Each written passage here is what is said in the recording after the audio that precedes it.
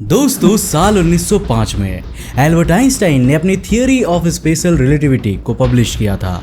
इस थियरी में एक ऐसा कॉन्सेप्ट एक्सप्लेन किया गया था जिसने यूनिवर्स को देखने का हमारा नजरिया हमेशा के लिए बदल कर रख दिया। जी हाँ, मैं बात कर रहा हूँ टाइम डायलेशन की। इस कॉन्सेप्ट के अनुसार कोई ऑब्जेक्ट स्पेस में जितनी तेजी से ट्रैवल करेगा उसके लिए टाइम उतना ही स्लो हो जाएगा।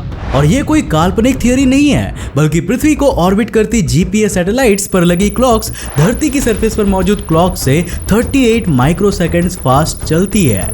मतलब टाइम डायलेशन एक रियलिटी है। ये डिफरेंस आपको बहुत ही कम लग रहा होगा, पर अगर हम इसे इग्नोर करते हैं तो ये सैटेलाइट की स्पीड में 11 किलोमीटर पर डे का अंतर डाल सकता है। अब अलग अलग एक्सपेरिमेंट से हम जानते हैं कि ग्रेविटी क्लॉक्स की स्पीड को स्लो कर देती है, लेकिन यार आखिर ऐसा होता क्यों है? क्या ग्रेविटी समय को वार्प कर रही है, यानी कि समय को धीमा और तेज कर रही है, या फिर समय के वार्प होने से ही ग्रेविटी का जन्म होता है? आज के इस वीडियो में हम इसी सवाल का जवाब खोजने की कोशिश करेंगे। तो हेलो गाइस, मैं कौशिक और चलिए जानते हैं कि क्या समय ग्रेविटी को जन्म देता है। दोस्तों इमेजिन करो कि स्पेस में किसी पॉइंट पर एक फुटबॉल है। ये बॉल बिल्कुल भी मोशन नहीं कर रही है, यानी कि स्पेस के रिस्पेक्ट में ये मोशनलेस है, पर यार टाइम के रिस्पेक्ट में ये लगातार आगे की ओर बढ़ रही है। इसे हम स्कूल्स में पढ़ाए जाने वाले ग्राफ डायग्राम्स की मदद से समझ सकते हैं। अब दोस्तों यहाँ स्पेस की एक्सिस के रिस्पेक्ट में तो हमारी फुटबॉल कोई मूवमेंट नहीं कर रही है, पर टाइम की एक्सिस पर ये लगातार आगे बढ़ती जा रही है। हम कह सकते हैं कि हमारी फुटबॉल टाइम के रिस्पेक्ट में पॉजिटिव वेलोसिटी से मूव कर रही है, पर स्पेस के रिस्पेक्ट में इसकी वेलोसिटी बिल्कुल जीरो है।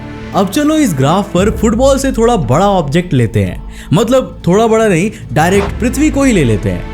अब जैसा कि आप जानते ही हो, मैसिव ऑब्जेक्ट्स के अराउंड स्पेस टाइम वार्प होने लगता है और इसका सबसे ज्यादा प्रभाव टाइम की वार्पिंग पर पड़ता है। अब टाइम की यही वार्पिंग, यानी कि स्पेस टाइम का ये जो मुड़ाव है, यही टाइम डायलेशन के कॉन्सेप्ट का आधार है। पृथ्वी के पास मौजूद ऑब्जेक्ट स्लो मूव करते हैं, जबकि इससे दूर वाली चीजें कंपैरेटिवली फास्ट मूव करने लगती है। अब इसको समझने के लिए मैं हमारी ग्राफ एक्सिस पर पृथ्वी के साथ कुछ क्लॉक्स भी रख देता हूँ। ये क्लॉक्स बिल्कुल एक सी है और नॉर्मल कंडीशंस में सेम ही चलती है, पर क्योंकि ये धरती से अलग अलग डिस्टेंस पर है तो इनके चलने की स्पीड में भी डिफरेंसेस होंगे। अब हमारी पृथ्वी के करीब वाली क्लॉक 1 सेकंड को कंप्लीट करने के लिए ज्यादा समय लेगी, वहीं धरती से दूर वाली घड़ी 1 सेकंड को कंपैरेटिवली जल्दी कंप्लीट कर लेगी।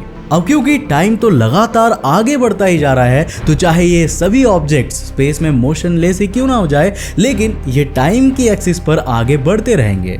पर क्या ये सभी ऑब्जेक्ट्स सिमिलर स्पीड से आगे बढ़ेंगे? अगर आपका जवाब हाँ है तो भाई वीडियो को फिर से शुरू करो और बिल्कुल स्टार्टिंग से देखो। अब चूंकि टाइम की एक्सिस पर धरती से करीब वाले ऑब्जेक्ट्स की वेलोसिटी कम होगी, पर दूर वाले ऑब्जेक्ट्स की वेलोसिटी ज्यादा होगी। अब अगर हम इन वेलोसिटीज के आधार पर पार्टिकल्स को मूव करते हैं तो ये नजारा कुछ ऐसा होगा।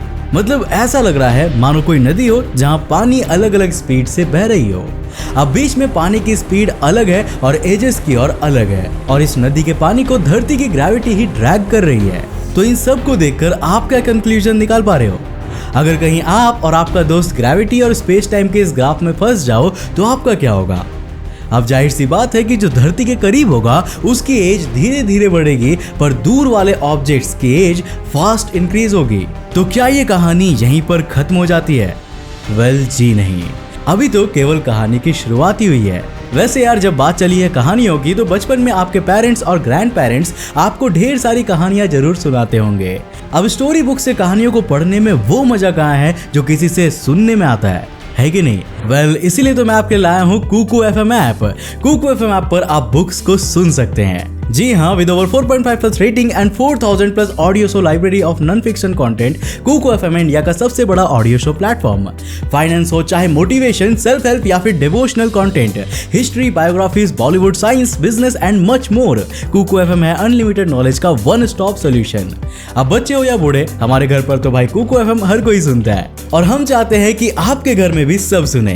इसलिए हम ऑफर कर रहे हैं 50% discount on yearly premium subscription, यानी 399 का सब्सक्रिप्शन सब्सक्रिप्शन सिर्फ 199 रुपए में। Click on the link in the description and use coupon code घर50। Offer valid till 19th June only. अब केवल यही नहीं बल्कि कुकू एफएम आपको देगा 100 रुपए का Paytm cashback by referring to a family और friend if they avail Kuku FM yearly subscription using your download link. तो सोचना क्या, अभी डिस्क्रिप्शन लिंक से कुकू एफएम ऐप को डाउनलोड करो और ऑडियो बुक्स की दुनिया में खो जाओ।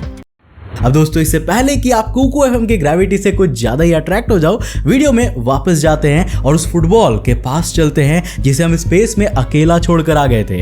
अब दोस्तों, ये फुटबॉल अनकाउंटेबल एटम्स की बनी हुई है और इनमें ना जाने कितने सब एटॉमिक पार्टिकल्स भी होंगे। अब इसके अंदर मौजूद हर एक एटम और उसके हर एक सब एटॉमिक पार्टिकल को हम एक क्लॉक के रूप में अज्यूम कर सकते हैं, जिनमें से हर एक क्लॉक अपनी स्पीड से चल रही है। अब अगर वो ग्रेविटी के सोर्स के करीब है तो वो स्लो होगी और दूर है तो फास्ट चलेगी। यानी कि टाइम के एक्सिस पर हर एक क्लॉक का अपना एक वेलोसिटी वेक्टर होता है। तो अब जब स्पेस में ये सारे एटम्स और इसके अंदर के सब एटॉमिक पार्टिकल्स मिलकर एक फुटबॉल बना रहे हैं, तो टाइम के एक्सिस पर फुटबॉल का वेलोसिटी वेक्टर क्या होगा? इस सवाल का जवाब जानने से पहले आपको आइंस्टाइन की जनरल थियरी ऑफ रिलेटिविटी में बताया गया एक कॉन्सेप्ट समझ लेना चाहिए। दोस्तों, सर आइंस्टाइन ने कहा था कि टाइम 3 डायमेंशनल स्पेस के साथ मिलकर 4 डायमेंशनल स्पेस टाइम का फॉर्मेशन करता है। यानी कि स्पेस और टाइम को अलग अलग करके नहीं देखा जा सकता। हम ये नहीं पूछ सकते कि हमारे ऑब्जेक्ट की वेलोसिटी टाइम के एक्सिस पर कितनी होगी या फिर स्पेस की एक्सिस पर कितनी होगी, बल्कि ऑब्जेक्ट की वेलोसिटी को स्पेस टाइम के एक्सिस पर ही देखना होगा, क्योंकि ये दोनों ही इंटर रिलेटेड होते हैं। अब इस नई वेलोसिटी को हम 4 वेलोसिटी के नाम से जानते हैं।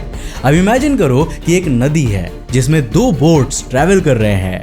अब किनारे की तरफ में एक बोट है जो कि स्लो चल रही है और बीच में एक तेज चलने वाली बोट है। अब मान लो कि किनारे वाली बोट चला रहा इंसान बीच वाले बोटर की ओर एक लकड़ी आगे बढ़ाता है। अब ये दोनों लिटरली एक ही ऑब्जेक्ट बन चुके हैं। दोनों के वेलोसिटी में डिफरेंस होने के कारण एक टॉर्क क्रिएट होगा, जिसके कारण पूरे सिस्टम का वेलोसिटी वेक्टर किनारे की ओर रोटेट हो जाता है। अब कुछ ऐसा ही कॉन्सेप्ट हमें ग्रेविटेशनल फील्ड में भी किसी ऑब्जेक्ट की 4 वेलोसिटी के साथ देखने को मिलता है। हमारी फुटबॉल के सभी एटम्स भी अलग अलग वेलोसिटी से मूव कर रहे थे। ऐसे में हमारी स्पेस टाइम एक्सिस पर हमारी फुटबॉल के सारे पार्टिकल्स के वेलोसिटी ग्रेडियंट्स इसकी ओवरऑल 4 वेलोसिटी को रोटेट कर देंगे। अब दोस्तों, इन चारों वेलोसिटी वेक्टर्स की डायरेक्शन तो टाइम एक्सिस की ओर ही है, पर इनका सम थोड़ा थोड़ा स्पेस के एक्सिस की तरफ भी रोटेट हो रहा है और ये हमेशा डिक्रीजिंग फ्लो की डायरेक्शन में ही रोटेट होता है। एंड यू कैन गेस कि ग्रेविटी के लिए डिक्रीजिंग फ्लो की डायरेक्शन किस तरफ होती है? जी हाँ, ये होती है डाउनवर्ड्स, यानी कि नीचे की ओर, राइट। और इसीलिए तो न्यूटन का एप्पल हवा में नहीं उड़ता बल्कि नीचे की ओर आता है। अब हमारी फुटबॉल, जो कि अभी भी टाइम और स्पेस के ग्राफ के बीच फंसी हुई है, वो टाइम एक्सिस पर लगातार आगे बढ़ती जा रही होती है, पर इसके एटम्स अपनी वेलोसिटी वेक्टर के डिफरेंसेस से एक ड्रैग क्रिएट करते हैं और उसे स्पेस एक्सिस की ओर रोटेट कर देते हैं। इस तरह टाइम खुद ही वार्प होकर ग्रेविटी का फॉर्मेशन कर रहा है। और यहाँ मैं और आप सोचते थे कि ग्रेविटी टाइम को वार्प कर रही है। अब जिस तरह समय इस दुनिया में रहने वाले हर इंसान को अपने इशारों पर नचा रहा है, वैसे ही ये ग्रेविटी को भी अपने कंट्रोल में लिए हुए है।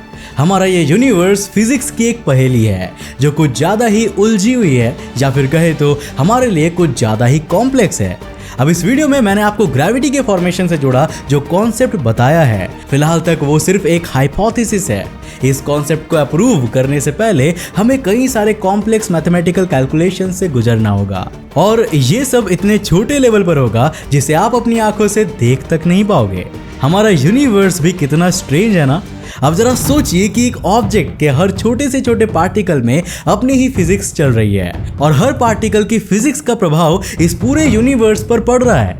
इन सब बातों को सुनकर एक बात तो क्लियर हो जाता है, और वो ये कि जिसने भी इस यूनिवर्स को बनाया है ना, वो सच में एक महान आर्टिस्ट है और उसका आर्ट हमारी इमेजिनेशन से कहीं ऊपर वाले लेवल का है। अब दोस्तों, अगर आप इस यूनिवर्स में मौजूद सारे एलियन सिविलाइजेशन के एडवांसमेंट लेवल यानी कि द कार्डाशेव स्केल के बारे में डिटेल में जानना चाहते हो और जानना चाहते हो कि हम ह्यूमंस इस स्केल पर कहाँ हैं, तो इस वीडियो को जाकर जरूर देखना, लिंक ऊपर आए के बटन पर मिल जाएगा। अब दोस्तों, वीडियो के आखिर में मैं आपके लिए एक सवाल लाया हूँ। टाइम डायलेशन को इमेजिन करते हुए एल्बर्ट आइंस्टाइन ने किन 2 साइंटिस्ट की थियरीज को कंसीडर किया था?